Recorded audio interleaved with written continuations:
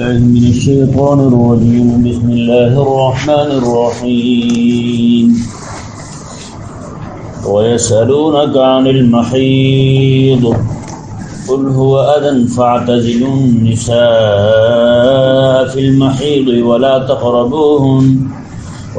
تقربوهن حتى يطهرن فإذا تطهرن فأتوهن من حيث أمركم الله إن الله يحب التوابين ويحب المتطهرين سبحان اللہ سبحان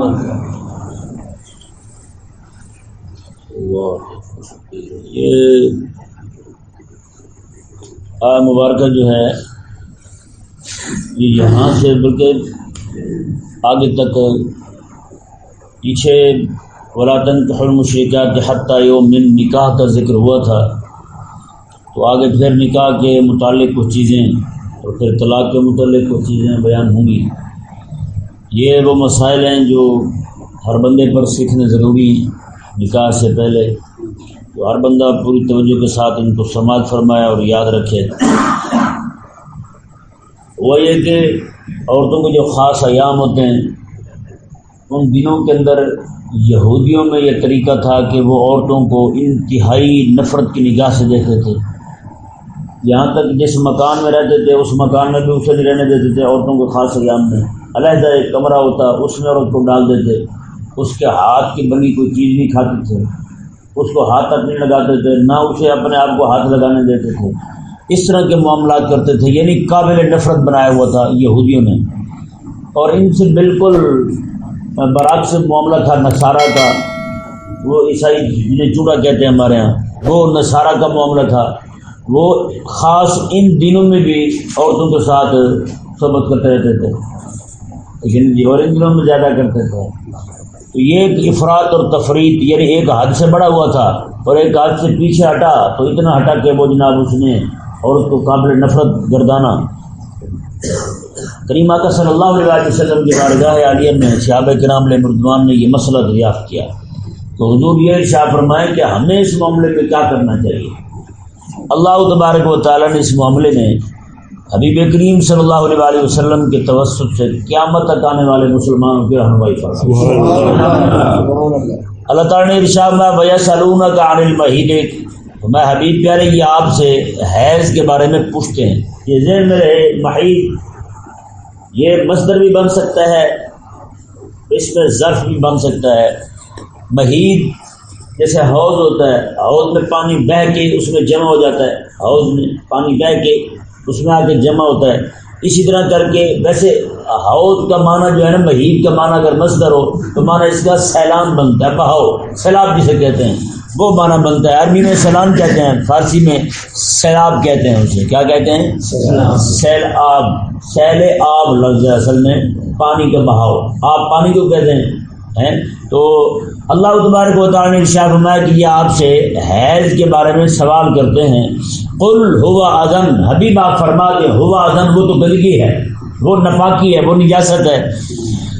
فاعتزلوا النساء فی المحیض، تم عورتوں سے علیحدہ ہو جاؤ خاص حیض کے دنوں میں، حیض کے دنوں میں عورتوں سے علیحدہ ہو جاؤ۔ جب عورتوں کے وہ خاص ایام آئیں تو ان سے علیحدہ ہو جاؤ، دور ہو جاؤ تم ان سے۔ اب یہ بظاہر تو یہی سمجھ آ رہا ہے جیسے یہودی کرتے تھے، عورتوں سے علیحدہ ہو جاتے تھے، ان کا کمرہ علیحدہ کر دیتے تھے یا اپنا کمرہ علیحدہ کر دیتے تھے، ان کو علیحدہ رکھتے تھے، ان کے ہاتھ کی پکی چیز نہیں کھاتے تھے۔ تو یہاں بھی پھر وہی معنی مراد ہوگا فاعتزلوا النساء، ان سے علیحدہ ہو جاؤ۔ تو یہ جو پیچھے لفظ گزرے نا قل هو اذن، میں کہ وہ حیض کیا ہے، میں وہ گندگی ہے، تو علیحدہ ہو جاؤ۔ تو جس مقام پہ گندگی ہے نا اس مقام سے علیحدہ ہونے کا حکم ہے۔ کہ نہیں سمجھ آئے مسئلہ؟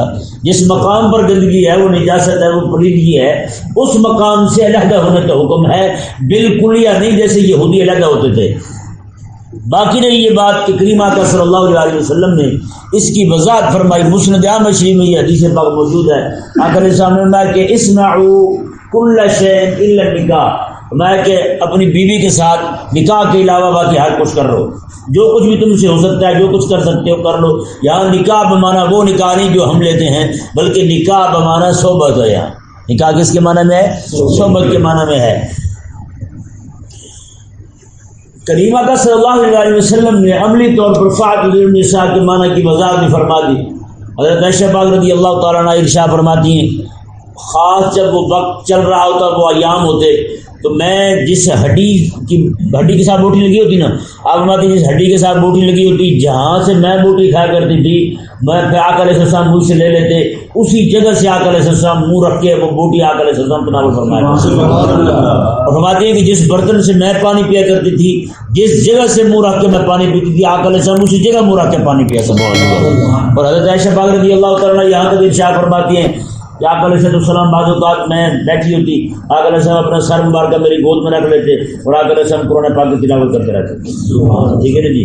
اور آپ فرماتی ہیں کہ آقا علیہ السلام مسجد میں تشریف فرما ہوتے، مسجد کے اندر ہی آقا علیہ السلام لیٹ جاتے اور آقا علیہ السلام اپنا سر مبارکہ گھر کی طرف کر لیتے، اپنا سر مبارکہ گھر کی طرف کر لیتے تو میں پھر آقا علیہ السلام کے سر مبارکہ کو دھو دیا کرتی تھی، آقا علیہ السلام کے سر مبارکہ میں کنگھی بھی کر دیا کرتی جی۔ اور ایک مرتبہ آقا علیہ السلام نے حضرت عائشہ پاک رضی اللہ تعالیٰ عنہ کو ارشاد فرمایا کوئی چیز اٹھا کے دو، یہ حکم نیا آیا تھا کہ ان دنوں میں عورتوں سے علیحدہ ہو جاؤ، تو میں کہ کوئی چیز اٹھا کر دو تو وہ کہنے لگی یا رسول اللہ میں تو خاص ایام میں ہوں۔ آقا علیہ السلام کہ وہ ایام تیرے ہاتھ میں تھوڑے ہیں، تو کیسے تردید فرمائی امام الانبیاء علیہ السلام نے یہودیوں کے نظریے کی۔ آج وہ عورتیں جن کو اسلام نے اتنی عزت دی ہے، ورنہ یہودی تو ایک جیسے جانوروں کے ساتھ برتاؤ کرتے ہیں اسی طرح کرتے تھے، ان کے لیے یہ خاص دن ہوں وہ 10 دن بن جائیں، وہ 5 دن بن جائیں، وہ 6 بن جائیں، 3 بن جائیں، جتنے بھی دن بن جائیں، اتنے دنوں تک اس عورت کے ساتھ بیٹھنا بھی گوارا نہیں کرتے تھے، ان کے ساتھ باتیں بھی نہیں کرتے تھے۔ آج ہماری مسلمان عورتوں کو یہودی ان کے خیر خواہ دکھائی دیتے ہیں، ان کو لگتا ہے کہ یہودی ہمارے خیر خواہ ہیں، نعوذ باللہ من ذالک۔ اس سے بڑھ کر اور کمینگی کی کیا حد ہوگی کہ ایک خاتون جو ہے جس کو اسلام نے اتنی عزت دی ہے، اسلام نے ایک مقام دیا ہے، اسے جناب ایک وحشی گھر سے نکال کر کے معاشرے میں اپنے جناب سیر میں لایا ہے، اپنے گھر میں لایا ہے، اسے اپنے پاس میں اٹھایا ہے، جس اسلام نے آج عورت جو ہے وہ اسی اسلام سے نفرت کر رہی ہے۔ عجیب یہ احسان فراموشی ہے، عجیب حرام خوری ہے یہ۔ اللہ تبارک و تعالی ہمیں سمجھنے کی توفیق عطا فرمائے۔ اللہ تبارک و تعالی نے ارشاد فرمایا، دیکھیں وَلَا تَقْرَبُوهُنَّ حَتَّى يَطْهُرْنَ، فرمایا کہ تم ان کے قریب نہ جاؤ یہاں تک کہ وہ پاک ہو جائیں۔ یہ ذہن میں رہے یہاں قریب ہونے سے مراد جو ہے نا وہی قربت ہے جو بیان کی گئی ہے، یعنی کہ خاص صحبت مراد ہے یہاں۔ ویسے قریب جانا جب اس کے پاس بیٹھ کے کھانا کھانا ہے، اس کو پکا کھانا کھانا ہے، اس جہاں اس نے منہ رکھ کے کھانا کھایا ہے وہیں سے کھانا کھانا ہے، تو یہ سارے کا سارا ثابت ہو چکا ہے۔ تو پھر یہاں پہ ولا تقربوہن میں جو جس کام سے روکا جا رہا ہے وہ بھی خاص صحبت ہی ہے، صحبت سے منع کیا جا رہا ہے کہ صحبت تم نے نہیں کرنی۔ ولا تقربوہن حتی یطہرن، میں جب تک یہ پاک نہ ہو جائیں تب تک تم ان کے قریب نہ جاؤ، تم ان کے قریب نہیں جا سکتے۔ یہاں یہ ذہن میں رہے حتی یطہرن، یطہرن میں 2 قراتیں ہیں، اسے 2 طرح سے پڑھا گیا ہے، ایک تو اسے مجرد کے سیغے سے اور دوسرے مزید فی کے سیغے سے۔ مزید فی یہ عربی کا قاعدہ ہے کہ جیسے جیسے الفاظ بڑھیں گے نا، لفظ حرف بڑھیں گے ویسے اس کا معنی بھی بڑھے گا۔ یطہرنا کا معنی جو ہے نا وہ یطہرنا پڑھیں گے تو معنی اور بنے گا، یطہرنا پڑھیں گے تو معنی اور بنے گا۔ دونوں معنوں میں فرق کیا ہے وہ میں آپ کے سامنے بیان کرتا ہوں۔ یطہرنا معنی یہ بنے گا، مثال کے طور پر یہ جو دن ہوتے ہیں نا عورتوں کے خاص، ان میں اتار چڑھاؤ ہوتا ہے، ہر عورت کی طبیعت ایک نہیں ہوتی، یہ ذہن میں رہے۔ کئی 10 دن تک، زیادہ سے زیادہ 10 دن، ہمارے ہاں امام اعظم ابو حنیفہ رضی اللہ عنہ کو نزدیک کم از کم 3 دن 3 راتیں، زیادہ سے زیادہ 10 دن 10 راتیں۔ تو یہ ایک مدت ہوتی ہے، یعنی کسی کے 5 دن، کسی کے 6 7 8 10 تک جاتا ہے کام یہ۔ اب ایک عورت جو ہے وہ 10 دن پورے ہو گئے، اس کے 10 دن پورے کرنے کے بعد خون آنا بند ہو گیا، اب اس عورت کے ساتھ یطہرنا، یہ کیا دیا گیا، حتی یطہرنا، یطہرنا کا معنی جو ہے میں کہ عورت بالکل پاک ہو جائے تو اس کے ساتھ صحبت کر سکتے ہو، پتی کر سکتے ہو۔ یعنی 10 دن پورے ہو گئے جتنا اس کا وقت بنتا تب پورا ہو گیا، اب غسل کرنے کی حاجت نہیں ہے، اب اس کے ساتھ ویسے ہی صحبت کی جا سکتی ہے، یہ جائز ہے۔ سمجھ آ گیا مسئلہ؟ یطہر نہ پڑھیں تو جو ہم پڑھ رہے ہیں یطہر نہیں پڑھ رہے ہیں نا، پریشان تو نہیں ہو رہے آپ؟ کئی بندے ایسے پریشان ہوتے ہیں کہ یہ ایسے مسائل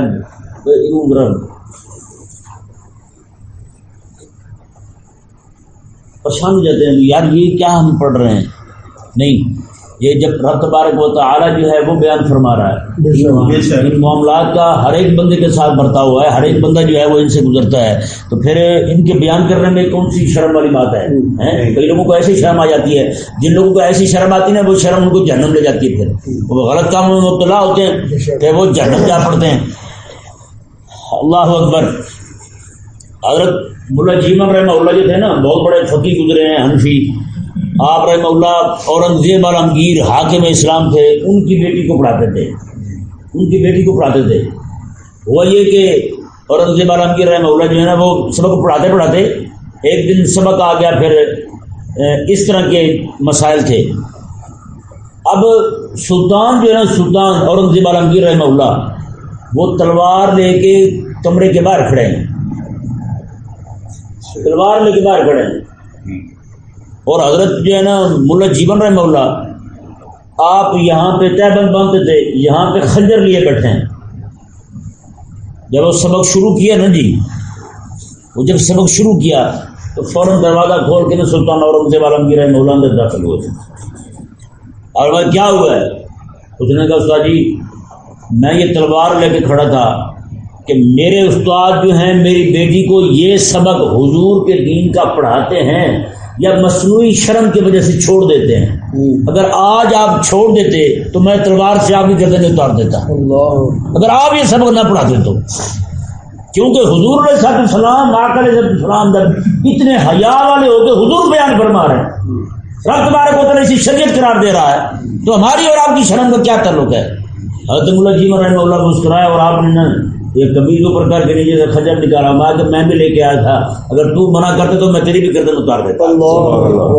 بتائیں بھائی، ایسے استاد ہوں، ایسے شریعت ہوں، یہاں تو ایسے جناب باپ ایسے گھگو ہوتا ہے جناب، متھر لٹکا کے بیٹھے، اور شادی کیا پڑھا دیا آپ نے؟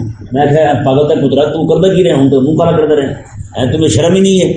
حقیقت کہہ رہا ہوں، کئی سارے بندوں سے پوچھا غسل کے فرائض کیا ہیں؟ کہتے 3 ہیں۔ میں بڑا خوش ہوا، میں نے کہا یار کیا بات ہے، کسی تو پتہ ہے؟ میں نے کہا کون سے؟ کہتا تیل، تولیہ اور صابن۔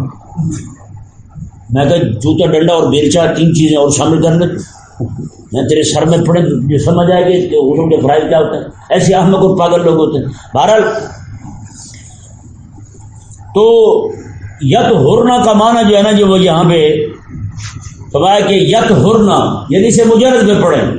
پہلی قرات جو ہے یطہرنا والی جو عموماً ہمارے ہاں پڑھی جاتی ہے، تو معنی یہ ہے اس کا کہ 10 دن پورے ہو جائیں تو بغیر غسل کے اس کے ساتھ وطی کی جا سکتی ہے، صحبت کی جا سکتی ہے، غسل کرنا فرض واجب نہیں رہتا۔ یطہرنا کا معنی یہی ہے کہ وہ پاک ہو جائے، وہ پاک ہو گئی، خون آنے سے پاک ہو گئی، اب اس کے ساتھ وطی کی جا سکتی ہے۔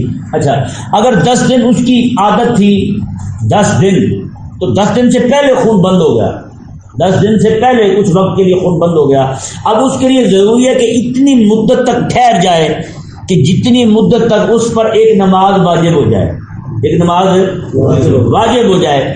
بعض علماء یہ بھی فرماتے ہیں کہ ایک غسل کا وقت جو ہے اس کا گزر جائے بغیر خون کے، تو اب بھی اس کے ساتھ بغیر غسل کے وطی کی جا سکتی ہے، اب بھی اس کے ساتھ بغیر غسل کے وطی کی جا سکتی ہے، کہ کیونکہ شریعت نے اسے ایک نماز کا وقت گزار کر کے اسے شریعت نے پاک قرار دے دیا ہے، لہذا اس کے ساتھ وطی کی جا سکتی ہے بغیر غسل کے۔ اچھا، اب دوسرا معنی جو اب باقی چیزیں جو ہیں وہ ساری کی ساری وہ غسل کے ساتھ ہی اس کے لیے حلال ہوں گی، غسل کرے گی، جیسے نماز پڑھنا ہے یا باقی ساری چیزیں ہیں، قرآن کو ہاتھ لگانا ہے، مسجد میں داخل ہونا ہے، یہ ساری کی ساری چیزیں جو ہیں یہ غسل کرنے کے بعد ہی اس کے لیے حلال ہوں گی۔ ہاں، خاص وطی کرنا جو ہے، کیونکہ یہاں پہ بات وطی کی جا رہی ہے، وطی کی بیان ہو رہی ہے بات، میں کہ اس کے قریب میں جائے، مطلب کیا ہے؟ اس سے قربت نہ کرے، قربان صحبت کو کہتے ہیں، نہ اس کے ساتھ قربت نہ کرے، صحبت نہ کرے، وطی نہ کرے جب تک کہ وہ پاک نہ ہو جائے۔ سمجھا نا مسئلہ؟ اب دوسرا معنی دیکھیں، وہ ہے یطہرنا، کیا ہے مزید فی پہ لے آئے اسے مجرد سے. جب مزید فی پہ آ گیا تو اب معنی اس کا یہ بنے گا کہ جب تک وہ غسل نہ کر لے، جب تک وہ غسل نہ کر لے. اب جن کے نزدیک قرات جو ہے وہ یطہرنا ہے، یعنی کہ ہمارے نزدیک قرات اس کی یطہرنا ہے، تو مطلب یہ ہے کہ مدت پوری ہو جائے بغیر غسل کیے اس کے ساتھ جماع کیا جا سکتا ہے. اور جن کے نزدیک یہ طہرنا ہے قرات لغت اس کی یہ طہرنا قرات ہے، تو ان کے نزدیک جو جب تک غسل نہ کرے اس کے ساتھ صحبت جائز نہیں ہے. آگے دیکھیں جی، اللہ تبارک و تعالی نے ارشاد فرمایا فَإِذَا تَطَهَّرْنَ فَأْتُوهُنَّ مِنْ حَيْثُ أَمَرَكُمُ اللَّهُ. جب وہ پاک ہو جائیں، اچھی طرح صاف ستھری ہو جائیں، تو فَأْتُوهُنَّ مِنْ حَيْثُ أَمَرَكُمُ اللَّهُ، تو پھر تم ان کے پاس آؤ جہاں سے اللہ نے تمہیں حکم دیا ہے، جہاں سے اللہ نے تمہیں حکم دیا ہے. یہ مسئلہ بھی بڑا غور کرنے والا ہے. اللہ تبارک و تعالی نے اب کو یہ دن میرے مسئلہ کریم آقا صلی اللہ علیہ وسلم نے بڑا سختی کے ساتھ منع فرمایا کہ عورت کے ساتھ پچھلے مقام سے وطی کرنا، اسے آقا علیہ السلام نے ایسے بندے کو لعنتی قرار دیا. وہ بندہ لعنتی ہے کہ عورت کے پچھلے مقام سے اس کے ساتھ صحبت کرتا ہے. رب تعالیٰ ایسا یہاں جو رب تعالیٰ نے فرمایا کہ تم آؤ عورت کے پاس جہاں سے اللہ نے حکم دیا ہے، یہاں بھی تو اللہ تعالیٰ نے یہ نہیں فرمایا کہ اگلے مقام سے کرو. مطلب یہ ہے کہ اللہ تبارک و تعالیٰ نے جس فطرت کو پیدا کیا ہے، جہاں رب تبارک و تعالیٰ نے فطرت رکھی ہے وہیں سے آؤ. جیسے مثال کے طور پر رب تبارک و تعالیٰ نے قرآن کریم میں ارشاد فرمایا کہ تم کھاؤ، تم کھاؤ. تو بندہ کہے جی اللہ تعالیٰ نے کھانے کا حکم دیا، یہ تھوڑا کہا کہ منہ سے کھاؤ، میں ناک سے کھاؤں گا، یا پھر یہیں سے دیا سوراخ کر کے وہیں سے کھاؤں گا میں. عجیب ہم کا نہ سوچے بھائی. مطلب یہ کہ اللہ تبارک و تعالیٰ نے باقی جو سوراخ رکھے ہیں، مطلب یہ نہیں کہ وہیں سے کھانا شروع کر دو. اللہ تبارک و تعالیٰ نے فطرت رکھی ہے جہاں سے کھانے کی، وہ منہ ہے. یہ رب تبارک و تعالیٰ کی فطرت، رب تبارک و تعالیٰ نے بندے کے اندر ودیت رکھی ہے کہ وہ منہ سے کھائے گا، آسانی کے ساتھ جائے گا. مثال کے طور پر بندہ جو ہے وہ کہ جی میں ملک شیک پینا چاہتا ہوں ناک کی طرف سے، اب بتائیں ناک میں جناب وہ سرنگ کیا سٹرا کہتے ہیں اسے، وہ ڈال کے بیٹھے کھینچے چھینکے مارتا رہے گا، وہ ہے یہ نہیں، وہ جائے گا اندر کچھ. تو عجیب بیوقوفی والی بات ہے. مطلب یہ ہے کہ من حیث امرکم اللہ جو ہے یہ واضح کر رہا ہے جہاں سے اللہ تبارک و تعالیٰ نے تمہیں حکم دیا ہے اپنی بیوی کے پاس آنے کا، وہ اگلا ہی مقام ہے، اس کے علاوہ کوئی مقام نہیں ہے. یہ جو آج نعوذ باللہ من ذالک کہتے پھرتے ہیں، جیسے بات روافض جو ہے نا، رافضی کالے، ان کے دن تو یہ جائز ہے کہ عورت سے جس طرف سے مرضی کریں، آگے کے مقام سے، پیچھے کے مقام سے. حالانکہ ایسی بات نہیں ہے. حدیث شریف واضح طور پر کریم آقا علیہ السلام کا فرمان موجود ہے. آقا علیہ السلام نے ارشاد فرمایا کہ ایسا بندہ جو پچھلے مقام سے کرتا ہے وہ ہے ایونتی، ملعون ہے. یہ آقا علیہ السلام کا فرمان ہے.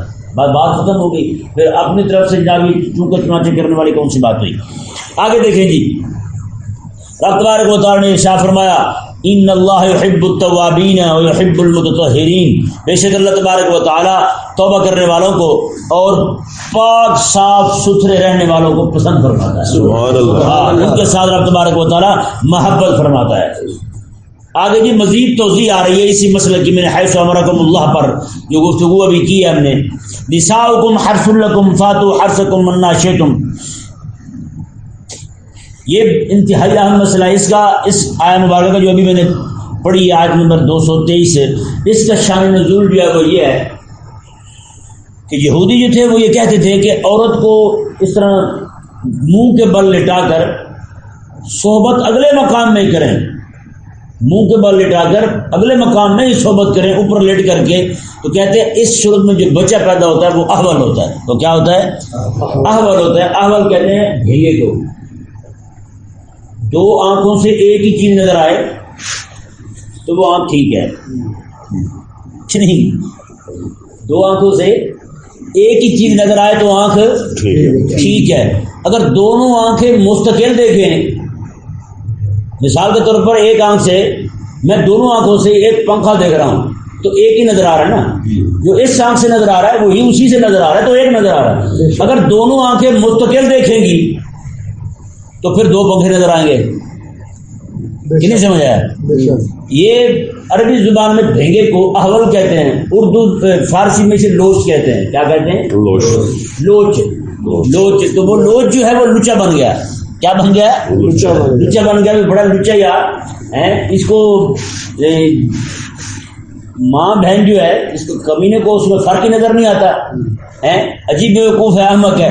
بہرحال وہ یہودی جو تھے ان کا یہ نظریہ تھا کہ اس طرح کرنے سے بچے جو ہے وہ احول پیدا ہوتا ہے، وہ بھینگا پیدا ہوتا ہے، لڈ بینڈ وہ دیکھ ادھر رہا ہوتا ہے، لائٹیں ادھر مار رہا ہوتا ہے. میں کہ وہ والا یہ کام ہوتا ہے، اس وجہ سے ہوتا ہے. ایک تو یہ معاملہ ہوا. دوسرا معاملہ یہ تھا کہ مکہ سے جو مہاجر ہجرت کر کے مدینہ آئے تھے ان کا طریقہ یہ تھا کہ وہ عورت کے ساتھ کسی بھی طریقے سے صحبت کرتے تھے، یعنی بٹھا کر لٹا کر جیسے بھی چاہتے تھے وہ کرتے تھے. لیکن مدینہ کے جو انصار تھے ان کے ہاں ایک ہی طریقہ مروج تھا، وہ بس جب اس طرح عورت کو چت لٹا کر کے اس کے ساتھ جو بھی معاملہ ہوتا وہ کرتے. اب معاملہ یہ ہوا کہ انصار کی ایک خاتون جو ہے لڑکی تھی، اس کے ساتھ نکاح ہوا مہاجر کا.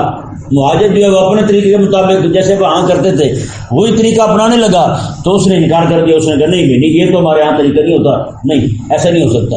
تو بات جو ہے وہ عقل لسان تک پہنچی. اللہ تبارک و تعالی نے یہ آیت مبارک نازل اللہ تبارک و تعالی نے یہ آیت مبارک نازل فرمائی. رب تبارک و تعالی نے ارشاد فرمایا نساؤکم حرث لکم، میں بے شک تمہاری عورتیں تمہاری کھیتیاں ہیں. تمہاری عورتیں تمہاری کھیتیاں ہیں. جو پانی کا قطرہ ڈالا جاتا ہے وہ بیج ہے، جو بچہ پیدا ہوتا ہے یہ اس کی پیداوار ہے، یہ اس کی پیداوار ہے. رب تبارک و تعالی نے ارشاد فرمایا فاتو حرثکم انا شئتم، میں پس تم آؤ اپنی کھیتیوں میں انا شئتم، جیسے تم چاہو، جیسے تم چاہو. یہ ذہن میں رہے. انا جو ہے یہ دو معنوں میں استعمال ہوتا ہے. انا کیفا کے معنوں میں بھی استعمال ہوتا ہے، اور انا جو ہے یہ اینا کے معنوں میں بھی استعمال ہوتا ہے. اینا انا کیفا کے معنوں میں بھی استعمال ہوتا ہے اور انا اینا کے معنوں میں بھی استعمال ہوتا ہے. انا اینا کے معنی میں استعمال ہو تو پھر تعمیم محل میں ہوگی، اگر انا کیفا کے معنی میں استعمال ہو تو تعمیم پھر کیفیت میں ہوگی. مطلب کیا ہے؟ اگر انا اینا کے معنی میں، یہ نعوذ باللہ من ذالک، یہ رافضی جو ہے نا کالے، وہ انا کو اینا کے معنی میں استعمال کرتے ہیں، اور جو غیر مقلدین ہیں، غیر مقلدین موجودہ دور کے، یہ بھی انا کو اینا کے معنی میں لیتے ہیں. انا کو اینا کے معنی میں لے کر محل میں تعمیم کرتے ہیں. وہ کہتے ہیں کہ اللہ تبارک و تعالی نے ارشاد میں عورتیں تمہاری کھیتیاں ہیں، جہاں سے مرضی آ جاؤ، یعنی آگے سے کرو پیچھے سے کرو، سب تمہارے لیے حلال ہے. بندہ پوچھے کھیتی اسے کہا گیا ہے، بیج ڈالا جاتا ہے نا کھیتی میں، تو جہاں سے کچھ اگے ہی نہ اسے کھیتی کون کہتا ہے؟ یہ نہیں سمجھ آیا مسئلہ. ایسے بھی وقوف ہے. جب حرث کہہ رہے ہو تم، رب تبارک و تعالی نے حرث قرار دیا ہے، تو حرث کہاں ہے؟ بچہ کہاں سے پیدا ہوتا ہے؟ وہ آگے سے پیدا ہوتا نا. تو پھر ان کا جناب یہ انا کو اینا کے معنی میں لے کر کے محل میں تعمیم کرنا کتنی بڑی کباہت والی بات ہے. تو یہ ذہن میں رہے، انا جو ہے وہ اینا کے معنی میں نہیں ہے، بلکہ انا جو ہے وہ کیفا کے معنی میں ہے. کیفیت جو ہے اس میں رب تبارک و تعالی نے چھوٹ دی ہے کہ تم اپنی خاتون بیوی کے ساتھ بیٹھ کر صحبت کرو، لٹا کر صحبت کرو، جیسے چاہے تمہارا دل ویسے تم صحبت کرو. تاکہ کیونکہ بندے کے اندر عجیب سے ان کے جذبات ہوتے ہیں، وہ معاملات ہوتے ہیں، اس لیے رب تبارک و تعالی نے ہر طرح سے اجازت عطا فرمائی ہے تاکہ یہ جو بھی کرنا ہے اپنی بیوی کے ساتھ کرے، اور اپنی بیوی کو چھوڑ کر کے باہر کہیں نہ منہ مارتا رہے، گناہ میں مبتلا نہ ہو. اللہ تبارک و تعالی نے محل میں تعمیم نہیں کی، کیفیت میں تعمیم فرمائی ہے. اللہ تبارک و تعالی نے ارشاد فرمایا فاتو حرثکم انا شئتم، میں کہ وہ تمہاری کھیتیاں ہیں، تم جہاں جیسے چاہو آؤ. وقدموا لانفسکم، اور تم اپنے لیے بھی آگے بھیجو، اپنے لیے بھی سبحان اللہ. کیا مزیدار بات ہے. یہاں پہ کسی کے یہاں شادی ہو رہی ہے نا، وہاں بندہ کھڑا ہو کر نیکی کی بات کر رہے، تو کہتا ہے مولوی صاحب تھوڑی مہربانی، تو کم از کم موقع دیکھ لیا کرو تو موقع دیکھ کے بات کیا کریں. اچھا شادی پہ بندہ بات کرنے لگے تو کہتا ہے موقع دیکھ کے بات کرنی چاہیے. کوئی فوت بھی ہو جائے وہاں بات کرنے لگے، کہتے ہیں مولوی صاحب موقع دیکھ کے گل کرنی چاہیے. بس میں کوئی بندہ بات کرنے لگے، کہتے ہیں جی کوئی جگہ دیکھ کے بات کرنی چاہیے. بے حیائی کا ہر موقع ہوتا ہے، بغیرتی پھیلانے کا ہر موقع ہوتا ہے، دین کی بات کرنے کا موقع نہیں ہوتا. موقع ہے کہاں بھائی؟ مسجد میں بات کر دی، مولوی صاحب مسجد میں ایسی بات کا مطلب، اچھا گھر میں ایسی بات، تو بس میں ایسی بات پھر کریں کہاں؟ وہ جگہ ہمیں بھی بتاؤ کہاں کریں؟ اللہ اکبر. رب تبارک و تعالیٰ کو دیکھیں, رب تبارک و تعالیٰ این جب مسلمانوں کو صحبت کے مسائل سمجھا رہا ہے, صحبت کے مسائل سمجھاتے سمجھاتے فرماتا ہے آخرت کو بھی یاد رکھو. اللہ اکبر. یہ میں نے کہا یہ تو قرآن کا مزاج ہے. این اس وقت جب بندہ جناب ایسی باتیں کر رہا ہو اس وقت اسے کہنا ہو بندہ بانا آخرت بھی سوچے. وہ وقدموا لانفسکم, وہ آخرت کے لیے بھی کچھ بھیجو, تم اس کے لیے بھیجو. مطلب کیا ہے؟ میں کہ سارا کام یہی نہیں ہے, بندہ یہ چسکے میں پڑا رہے اور اسی میں مبتلا رہے. نہ وقدموا لانفسکم, اور اپنے لیے آخرت میں بھی بھیجو کچھ. ایک معنی یہ ہے کہ نیکیاں بھی کرو, دوسرا معنی یہ ہے وقدموا لانفسکم, میں جب تم اپنی بیویوں کے پاس جاؤ تو اس نیت کے ساتھ جاؤ جو بچے پیدا ہوں گے ان کو ہم نیکی کی راہ پہ لگائیں گے, وہ ہمارے لیے اور اپنے لیے وظیفہ آخرت بنیں گے, توشہ آخرت بنیں گے, تاکہ وہ دین کا کام کریں گے, دین کی خدمت کریں گے. رب تبارک و تعالیٰ میں وقدموا لانفسکم, یہ تمہارا اس پہ عمل کرنا ہو جائے گا. کیسی بات ہے یار؟ ہمارے بچے پیدا ہوں گے وہ دین پڑھیں گے, وہ قرآن پڑھیں گے, شریعت پڑھیں گے, پھر دین کی خدمت کریں. وقدموا لانفسکم, اپنے لیے کچھ بھیجو تم آگے, یہ اپنے لیے بھیجنا ہے جی. اپنی بیوی کے ساتھ بندہ صحبت, آقا علیہ السلام نے فرمایا مزیدار بات دیکھیں, انتہائی اہم. آقا علیہ السلام نے ارشاد فرمایا کہ بندہ کو اپنی بیوی کے ساتھ صحبت کرنا یہ بھی صدقہ ہے, بیوی کے ساتھ صحبت کرے یہ بھی صدقہ ہے. صحابہ کرام علیہ رضوان کہنے لگے یا رسول اللہ بیوی کے ساتھ صحبت کرنا صدقہ ہے؟ آقا علیہ السلام نے کہ ہاں, اگر یہی بندہ اپنی جو خواہش اپنی بیوی کے ساتھ آ کے پوری کر رہا ہے وہ کہیں اور کرے گا تو گناہگار ہوگا نہیں ہوگا؟ وہ تو ہوگا, مجرم ہوگا. آقا علیہ السلام نے تو پھر حرام سے بچ کے حلال کو اپنا رہا ہے, یہ صدقہ نہیں ہے. اپنی بیوی کے ساتھ صحبت کرنے کو یہاں تک فرمایا گیا کہ بندے کو رب تبارک و تعالیٰ حج کا ثواب عطا فرماتا ہے. کتنا ثواب عطا فرماتا ہے؟ حج کا ثواب. یہ بھی ذہن میں رہے, کئی سارے لوگ جو نا وہ کہتے ہیں جی, ایک بندے کو میں نے کہا یار آپ کے پاس پیسے اتنے آپ حج بھی نہیں جاتے. کہتے ہیں وہ حدیث شریف سنی تھی, ماں کو جو بندہ ایک بار دیکھ لے نا تو اس کو حج کا ثواب ملتا ہے. میں تو کئی بار دیکھے ماں, تو میں نے کہا چلو یہ تو حج کا ثواب پا لیا آپ نے, تو بٹے کب ماریں گے شیطان کو آپ؟ وہ روڈے جو مارتے ہیں رمی جو مراد کرتے ہیں. میں نے کہا وہ کہاں ہوں گے؟ میں نے کہا خدا کے بندے ثواب ملنا اور چیز ہوتی ہے, نہیں سمجھ آیا؟ میں نے کہا تو پھر زکوٰۃ بھی ایسے ادا کرتا رہے گا اور بھی چیزیں ساری ایسے ادا ہوتی ہیں. نہیں ایسی بات نہیں ہے. ثواب کا ملنا اور ہے, جو حکم اس پہ لاگو ہوا ہے اس کا ادا کرنا ہو رہا ہے. یعنی کہ بندہ جماعت کے ساتھ نماز پڑھ لے گا, یہ مجھے 27 نمازوں کا ثواب مل گیا, اب میں 27 نماز ہی پڑھوں گا. عجیب پاگل ہے بھائی, کہ نہیں سمجھ آیا مسئلہ؟ یہ میں آپ کو ایسے سمجھاتا ہوں جیسے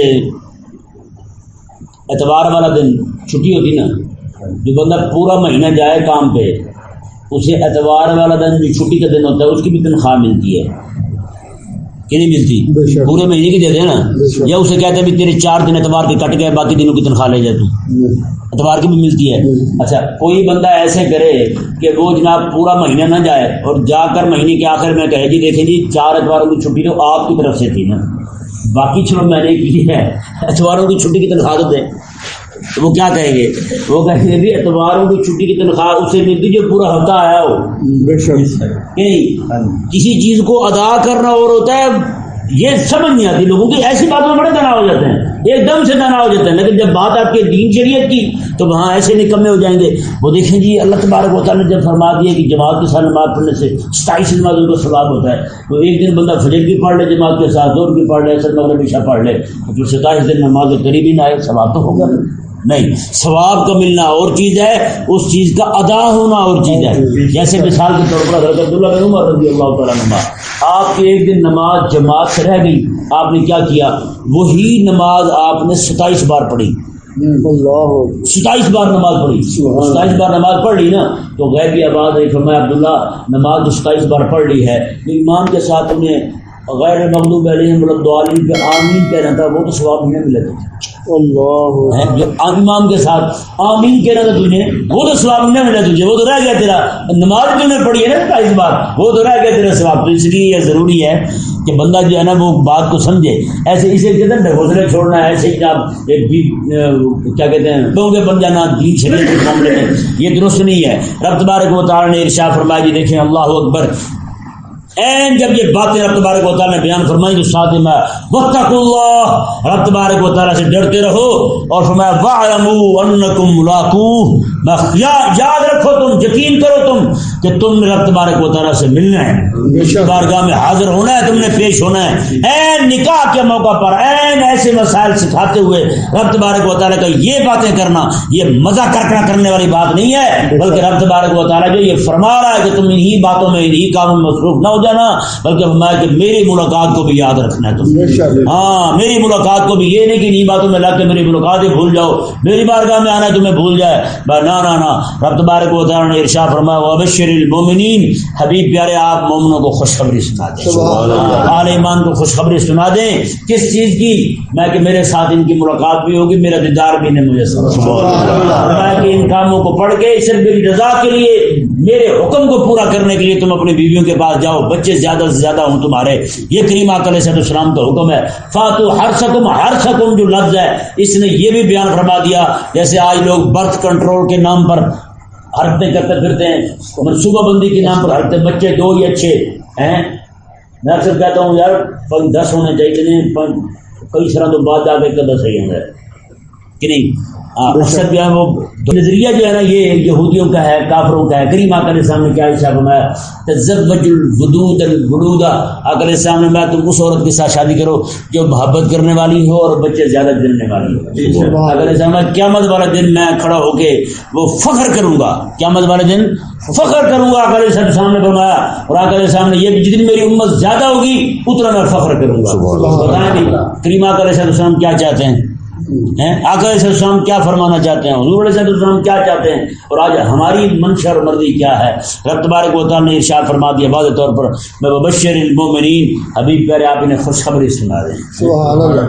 اللہ تبارک و تعالیٰ سمجھنے کی توفیق۔